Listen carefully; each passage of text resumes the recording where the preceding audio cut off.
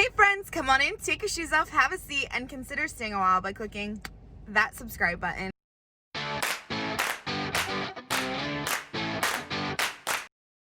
I don't know where this nice weather came from. Just to give you guys an idea, it was snowing here on Sunday and now it's like high 60s. The sun's out, there's a nice breeze. It's a beautiful, beautiful day out. And I am living for it. Anyway, it is the day after the election happened and it looks like it is going to be a close one. I've been on and off checking the site and just seeing what states are coming in, and it's a pretty stressful one, so I'm not really sure what's gonna happen. If I was a betting person, I would just pull my chips out at this point because it is going to be close. That being said, I am taking a trip to the stores in our town that have food. So we have a Save-A-Lot and we have a Dollar General. You know, you live in a small farm town when those are your two options for shopping. But I'm really curious to see how hard our local stores have been hit, to see how empty the shelves are, or if they are even empty. I mean, obviously not a lot of people are probably thinking about coming out to small towns yet. I have no doubt in my mind that they probably eventually will if people get desperate enough, but I really wanted to see how stocked the shelves are here, and I think that will give me a pretty good indication of how bad this food shortage is going to get. First, I went to Save-A-Lot, and off the bat, I noticed all of their bananas and potatoes were running really, really low. That entire shelf of bananas is usually full, and those potatoes are usually stacked up fairly high, and those are running low. Things like condiments, sauces, marinades, that kind of stuff seems pretty stocked still. However, things like cookies and crackers, those were looking really, really empty.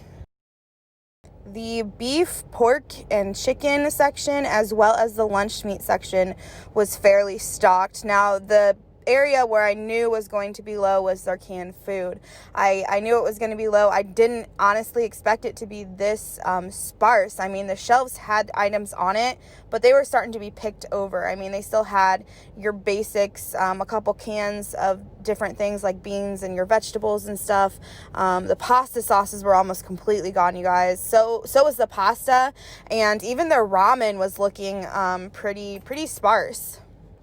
I don't really think any of this is a shock to us because people are going to stock up on items that will last a while and that they're not going to have to go out and look for food. So not really too terribly a shock here, but it does concern me, like I said, reaching a small town like mine, that the shelves are this empty. They were pretty stocked on toilet paper, but their medical supplies like Band-Aids, cough syrup, that kind of stuff was running pretty low. They even were running low on like deodorant and shaving cream and even razors. The freezer section was quite empty. A lot of the ready-made meals, the pizza, it was pretty picked over. You can see there's still some there, but it's definitely not what they usually have. And the bread section, oh my goodness, was almost completely empty. This is what I ran to at the beginning of the pandemic. Was there was like no bread. You could not find it anywhere. Next, I went to Dollar General, and you guys, they are hurting so bad for paper products, so make sure to get stock up on toilet paper because they had almost none. They hardly had any women's products or diapers, and even wet wipes were pretty sparse as well. And I noticed in their canned food section, they did have a sale on their soups. I don't really know why they would do that because their entire canned section was almost non-existent. Like, it was so picked over. There was so much missing. There was almost no pasta sauce. Their pasta was also running really, really low. So I'm not really sure why they would run a sale. And of course, their bread was almost gone too. And the biggest item I think I was shocked by was their spices. There was almost no spices left. So that was pretty much really concerning to me because when the pandemic first hit, there were things, like I said, like bread you could not find.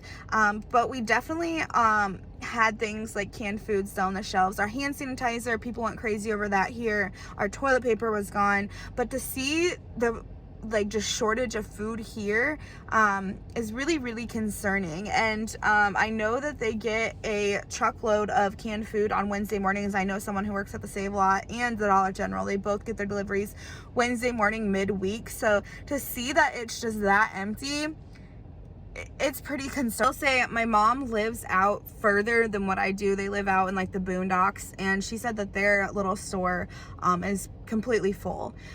So I think that it's not quite reaching outside of big city limits yet. However, we're not even really in the city. We're in like a suburb. We're about 25 minutes away from the city. So like I said, at the beginning of this pandemic, it wasn't that bad here, but I can kind of see it's starting to kind of push out further and further. So I'll be really interested to see after this election, and you know, if socialistic people do win, to see how this continues to snowball and affect us. I've had a ton of anxiety over this lately, and I don't want to push that on other people. I don't want to make other people scared. And obviously I try to be really positive on my channel. So I just want to end on a light note by saying there is still hope. There is still, our God is still bigger than any person that could ever get elected here, any government, any country, any threats. He is in control. He has us. You know, Jesus Christ has already won. And that's the coolest thing about being one of his followers, is that you are not fighting for victory, you're fighting from victory. And that alone should give us so much hope that he's already won, you know? So we're just gonna have to try to ride this out. Just like I said, don't lose your humanity. Don't lose your kindness. Don't lose yourself in panic and fear, because it's gonna be okay. The Bible says, you know, 365 times to not fear and to trust God. And I think that is a good daily reminder that he is in control, and that we do not have to question whether we are in his hands. If anyone gets offended by what I just said, I am friends with people from all over the world, from all walks of life, from all different beliefs, from all different genders and non-genders, and just know that this is an open place here. Like, I'm not going to judge you. I hope you won't judge me, and you are more than welcome to leave a constructive criticism in the comments. I would love to talk to you about that and hear your side of the story, and just connect and know that it's okay to agree to disagree. Everybody, I've got to unload this car. I did get some more paper products and stuff like that, so I'm going to let you go.